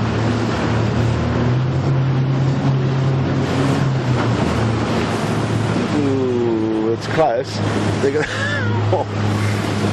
through. Just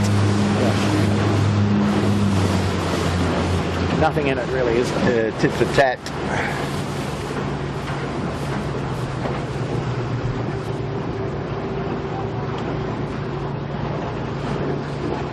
Now really, Bob, you know, you think the podium's going to get determined about who gets the alignment into the bottom mark, you know.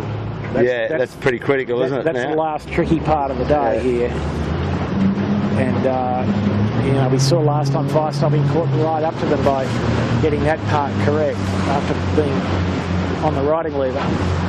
But, you know, these are three pretty confidently sailed boats. I don't think you'll see any basic errors here.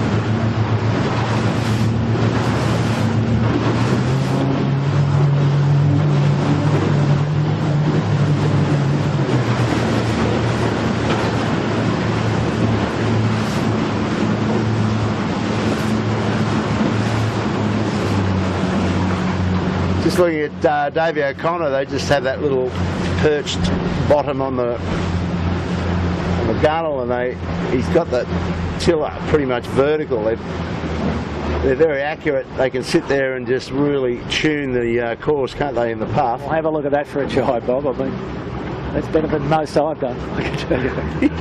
Beautiful. Wow. That is a yacht race, isn't it? Have a look. Wow. It is now. It's a cracker. And,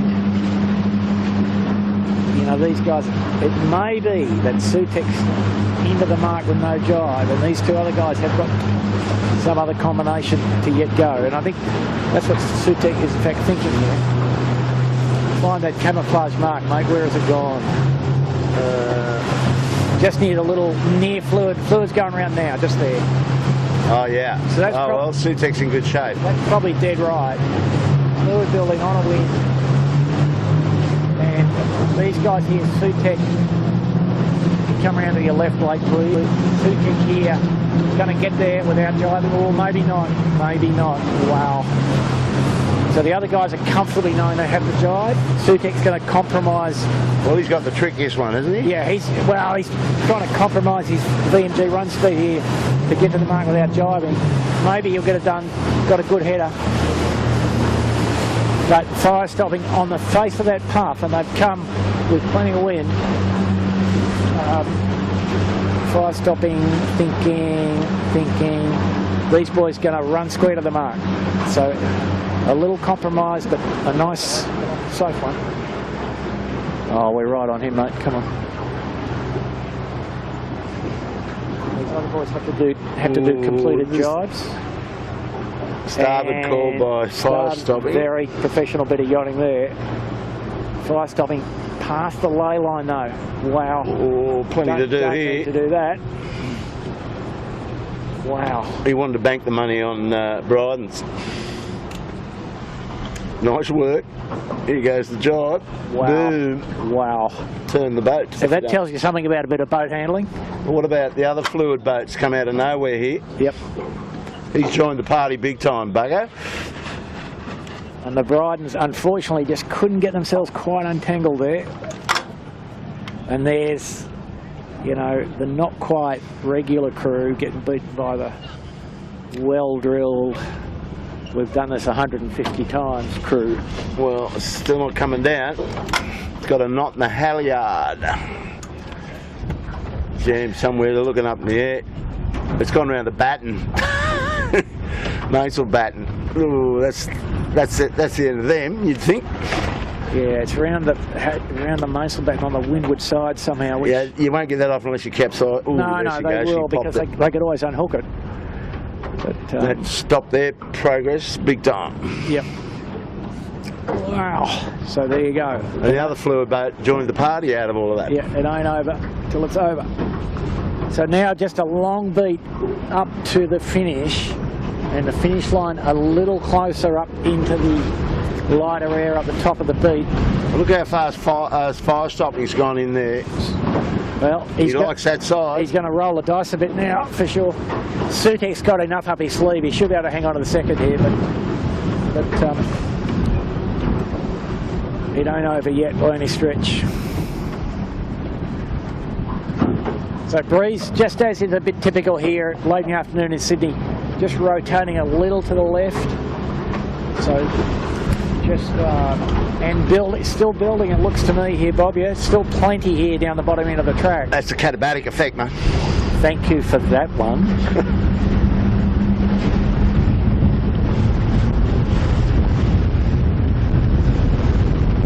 Just keep an eye on your beanbag there, mate. The full force of the catabatic, she's rolled her over. Yeah, it's pretty safe there. Specially ordered catabatic wind.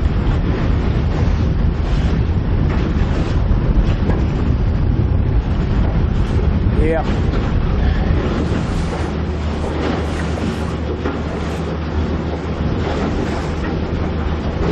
So fire stopping's banked all his coin on this side. He hasn't got his bow up yet, but he's hoping it's going to go up soon. There he like goes. That. Like that. Indeed. Like that. Yeah, that's what he wanted. He only needs about 4 of those, and they're little puffs. It's not consistent wind. It's just wind. Little bullets. That bounce down the hillside here.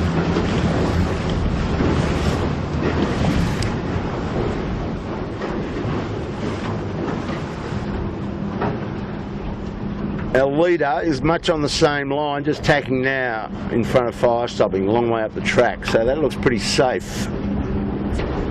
Safe as houses. Yep.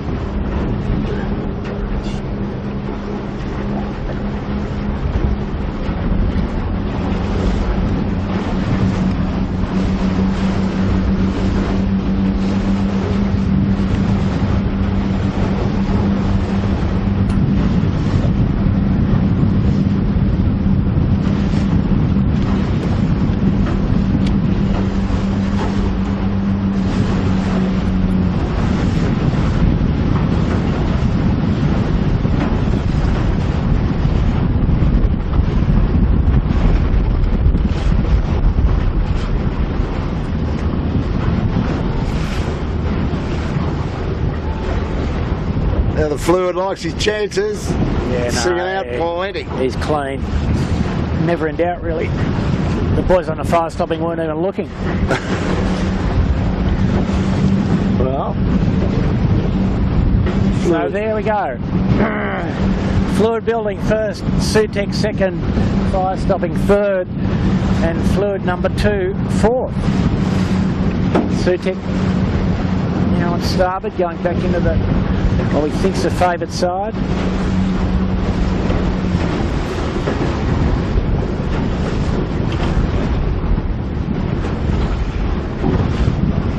The gill skiffs still coming downwind here, going to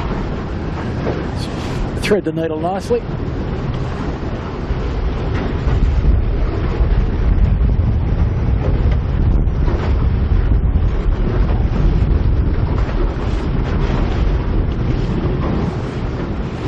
so that's the leader right over. Blake's got you on Sutek. That's the leader right across, going up that more katabatic wind side.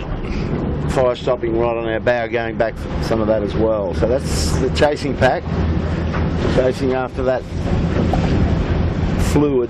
Is that Fluid building, that one? Fluid building, yeah. Yeah. Killer, I mean, and I might have said at some stage here, I might have said Fluid something else, I don't know. I don't know if everybody recalls, but one of the Australian companies involved with the, or one of the companies involved with the Australian America's Cup Challenge, which broke in half in San Diego, was called Fluid Thinking. Fluid Thinking. And it didn't take the wags long after it broke in half to rename it Fluid Sinking. So we're now in Fluid Building. So we see here the fire stopping stretched out a bit on the Fluid number 2. Stretched out quite a way, really. And I think the fire stopping enjoying its uprange stuff, actually looking at them go through the water there, Bob. Yeah, they're quick. They get it on its feet, goes real nice.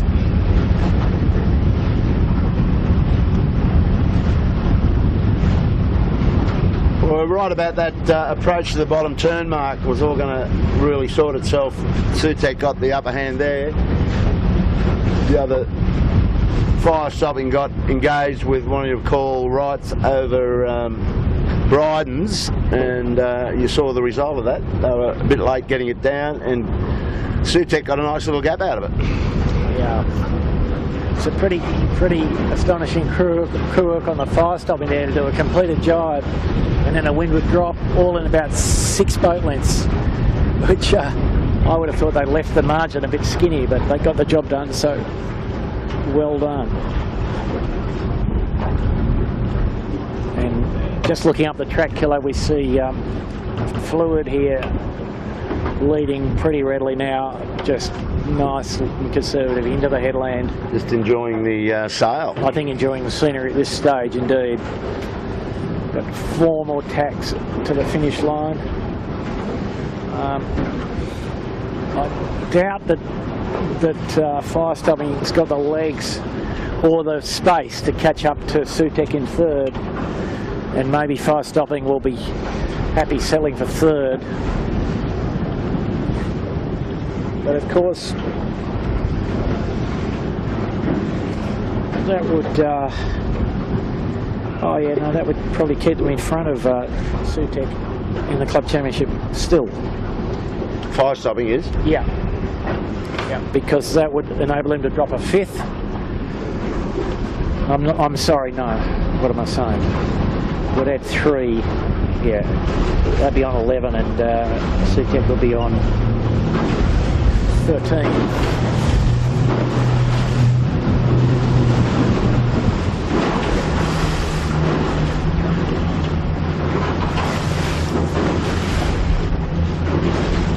So there you go. He's going to have a crack at him anyway. Have a crack at him on the left-hand side. Bryden's went right out wider, so they've got a lot to do. Be doing you can't follow them in, so they're looking for something special.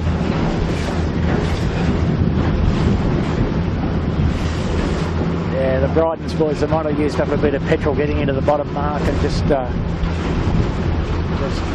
thinking, let's get it home without tipping over or anything silly.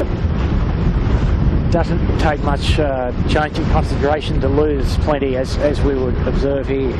You know, Bryden's probably give it back 40 seconds to these other 2 boats, as well as to fluid number 2.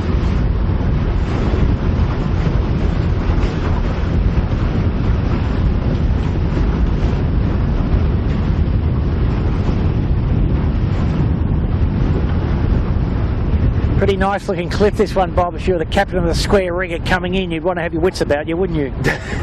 Yes. Running into Sydney Harbour in a good southeaster. Wow, what's that? Oh, that's the cliff. With the swell breaking on the sandbar and running into that shore, would be nice. Yeah. The Doboroid Bombora, as it's known locally, and the Bombora is just an Aboriginal word for breaking wave reef, I think it means, in the native dialect. Avoid at all costs. So there's still people living in that on that cliff over there in those. Yeah, I think some lucky squatters got some lifetime rights, so that when they died, they had to. They got some obligations imposed on them, but when they died, they couldn't convey any tenancy rights to their descendants, which is fair enough. Real estate in Sydney not being exactly the cheapest thing around. Well, waterfront with views, particularly. Yeah, waterfront views. And Bob's just talking about the cliffs, some little huts in the cove directly behind fire stopping. So beautiful location, Bob. Still crayfish and live locally. If you're skilled enough, you can just put a pot in. Yeah, go and get breakfast off the floor. Beautiful smooth water in here, though. Yep. Nice. But you'd hazard a guess and say here that fluid got a good minute 40 something, a minute 50 maybe over Sutek, and Sutek with about 30 seconds over fire stopping. Barring accidents, 5 more minutes of sailing. What are you saying, minute 40? Yep, barring accidents, probably they're going to finish like that. Fluid number 2 not letting go at all.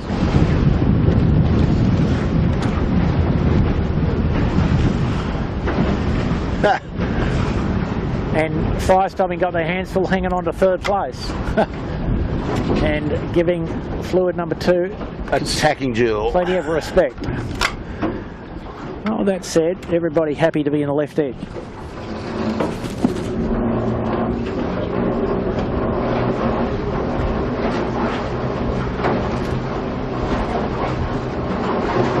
On the computer.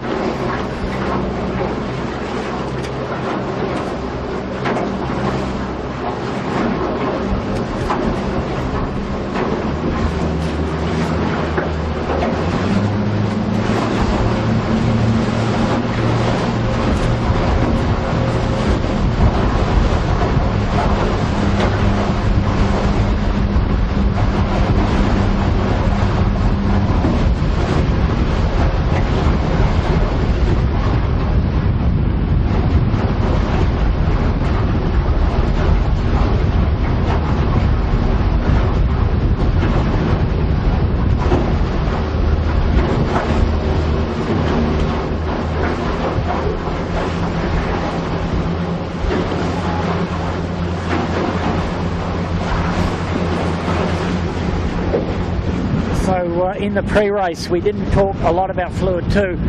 It's, in fact, I'm a bit incorrect. It's called fluid remedial. and we see it's not up there in the club championship because the crew only got together, I think, after the start of the season. But sailed by Matt Stender,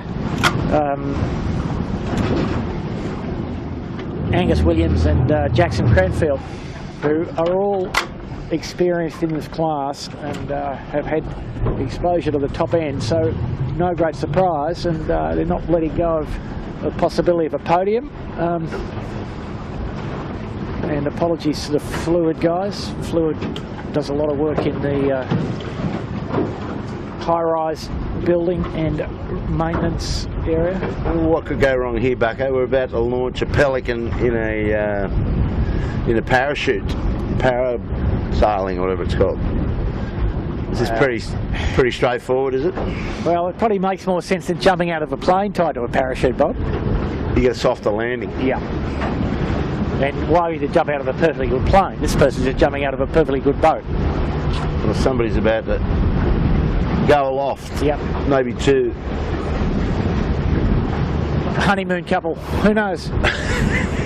A bit of in-the-air action of the best kind. Yeah, no, none of that. So yeah, we see here a good fight between Sutek and Fluid.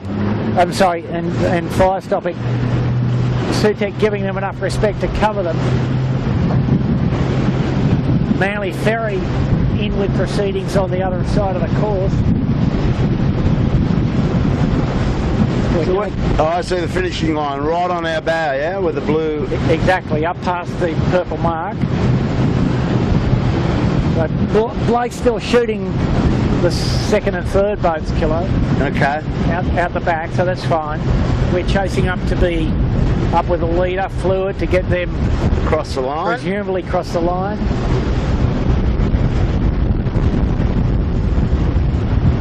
Great breeze still up the top here, so they're in great pressure, no chance of running out of wind, and they'll be feeling pretty comfortable. Got about 500 metres to sail. Well, the camera cat hasn't given Fluid Building a lot of love this afternoon because he cleared out and there wasn't much point, so we'll give him a bit of love now as he's got a couple of 100 metres to sail into the finish. It's always the case that we do tend to focus on where the action is, and these guys have obviously sailed a pretty good race and tacking to lay the finish, in fact. Oh. And we follow them in. Wasn't his best tack. No, and he knew it, but that's all right. He's not worried. He came out upright. He's happy about that. Two more tacks.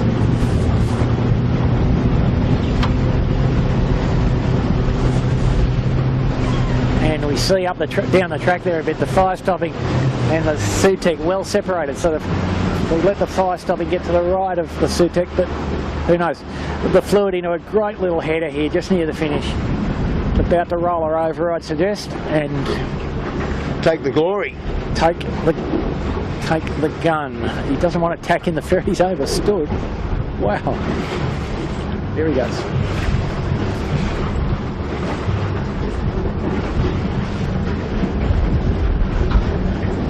They've laid a pretty short line, Kilo. Yeah. He's actually laid it perfectly. It's just very short. Yes.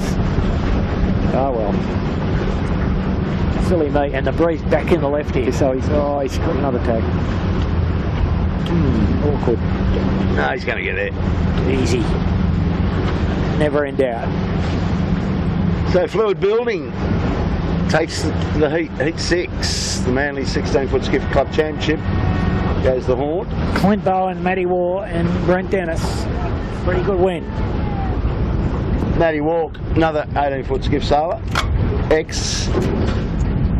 Likes his skiffs. There's Matty Waugh. Quite happy with that. Yep. All good. And there's a 13-footer just coming up to finish as well. We'll ignore him. But the race for second, it remains in Sutek's keep here. I would suggest Blake's shooting Sutek and fire stopping. They've got, and they're close, but unless something really strange happens. Well, there's plenty of strangeness about that approach to that line, Bucko. Oh yeah, no, and the left edge should pay here, but they're both on the same side, close cover. Yeah. Here goes fire stopping, and they're going to both tack. Beautiful tack from Fire Stopping, just a beauty. So he's giving himself a chance. Clear air, but he's got to find a way to make up a couple of boat lengths, which I can't see happening. Good race. Great race. Great race. Yeah, I think you'll see Fire Stopping another tack or two here, but probably can't be done, I don't think. Sutek favourite now, easily in more pressure. Fire Stopping just out of air a little tiny bit. Quick tack. I think he's just going to go, we're good for third. So there's 1 minute. Kilo, we can't interfere with the finishing buoy here. We have to back of it. Back her up a bit. Sutek. Trent Barnabas on the sheet today. Yep. Another 18-foot skiff. There he goes. Thurlow Fisher. 1 minute, Jack. 15 seconds. And probably just not even 10 seconds to third. All right, well, Fire Stopping's capsize would have cost him 2.5, 3 minutes. All of that? No, it cost him, we can tell, cost him just about 2 minutes. A bit less than 2, I'd suggest. So they'd be ruining that little bit of activity. Well, they can go home and look in the mirror and go, give yourself an uppercut. That's right, as we say.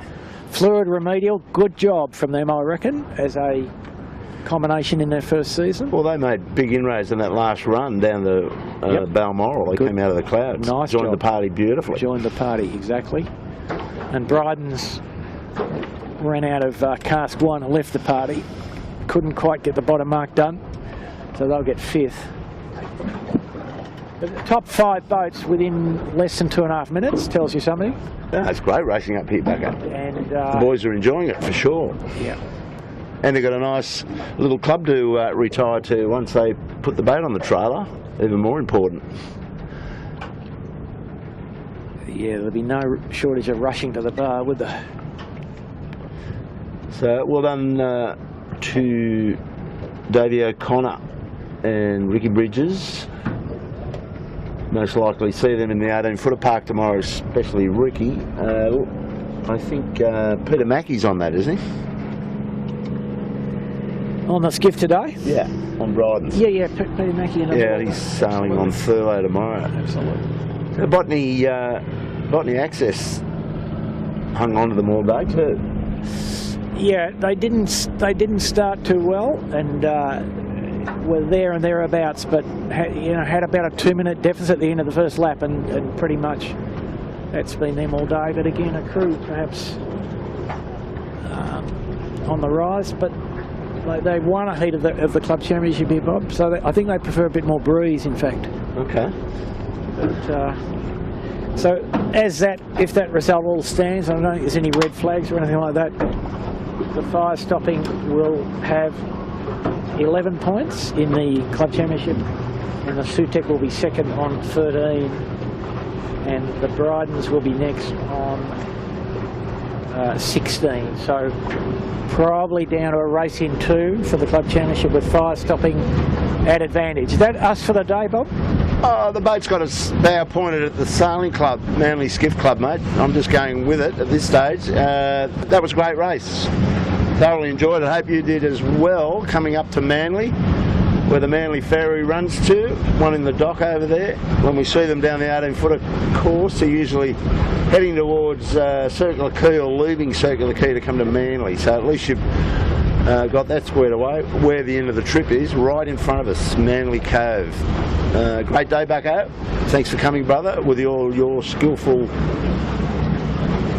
chat, and Blake Kirby on the camera. Good job, Blakeo. Would have been a bit difficult, I'm sure, with all the boats going through your viewfinder. Okay, that's it for us at Manly Rocks Saturday. We'll see you tomorrow. Another live stream of the 18-footers down in Double Bay Park. Hope you enjoyed that. A little bit of different scenery. See you tomorrow in Double Bay, around 2:30 start time. Over and out. Bye for now.